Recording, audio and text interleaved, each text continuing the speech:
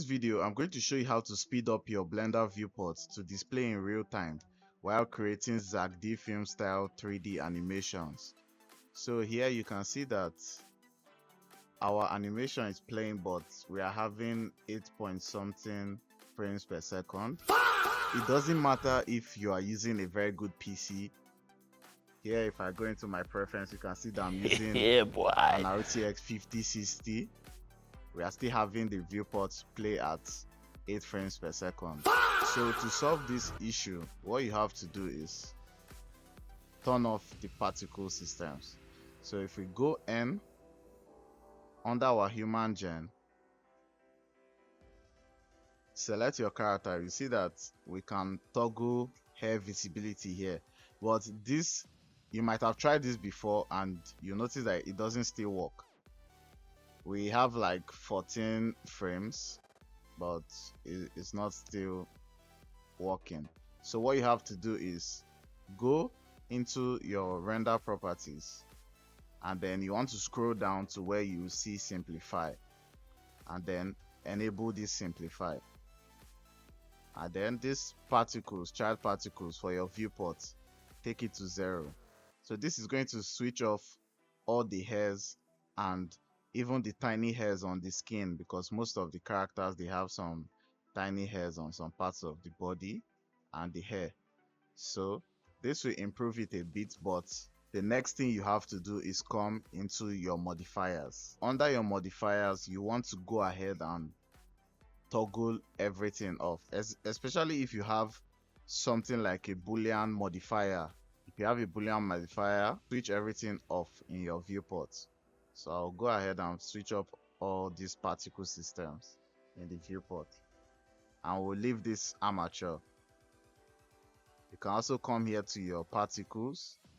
If there's anyone on for the viewport, you can switch it off here, but most of this will go off because we put it on simplify.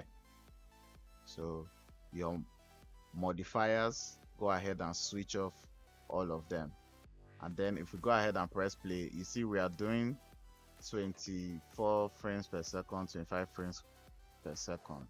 The next thing that could be slowing down your scene and not making it play in real time are some heavy materials. So here we have this gym set in a collection. We can just go ahead and off that collection. So that whole weight set, we can toggle it off, and then you see it's real time, 30 frames per second already. So just that model alone was taking off a lot of our GPU. So now we have this playing in real time. Also, you can go into your solid viewport. The solid viewport always displays like better because you don't have those materials and everything taking up most of your graphics. So if you are doing your animations, you can easily do them and display them in this solid mode. And you can see this is in real time, so we can animate everything here real time.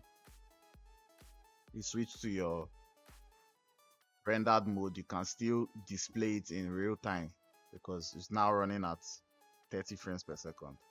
Okay, so then the next thing you can do here is that you can edit things individually or like display them separately. If we select this our human gen, so let's just select everything, let's objects, and then press this / key. We'll have just our character, so then we can display just this character and its animation without the environment. So even when we are editing, we can easily tweak different parts of this character without selecting our environment, and then you just hit the / key back and you're back into your viewports. So these are the things that you need while you are creating such animations. It just helps you simplify your scene better so that you don't go ahead clicking things that you don't want to select. So just this your / key, you can use it to isolate objects and work on them separately. Next thing you need to know is our scene, our render properties. You want to obviously use your GPU, not your CPU.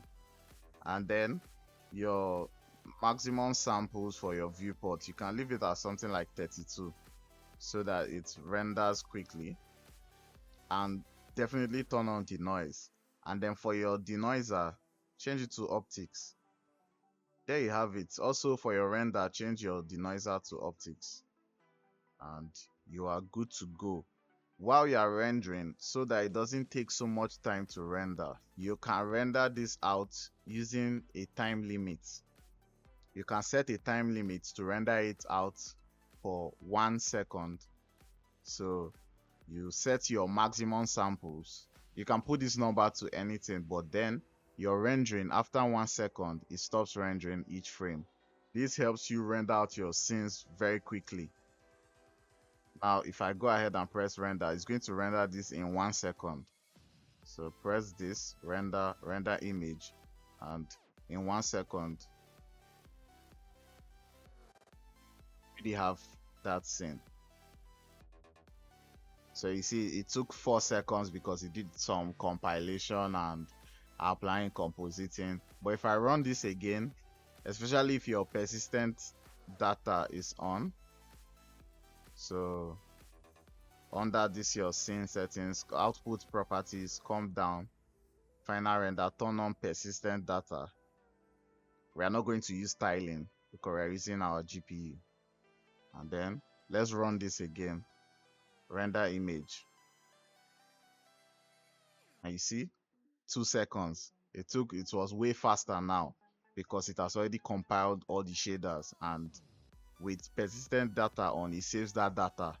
It saves all the data relating to your render and makes each other subsequent render of your frame faster.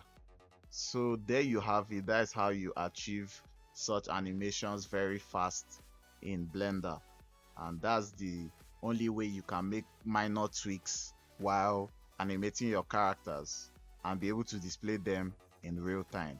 So alright, I hope you have learned something great in this video. Hello, please subscribe to our channel for more exciting content and updates coming your way very soon.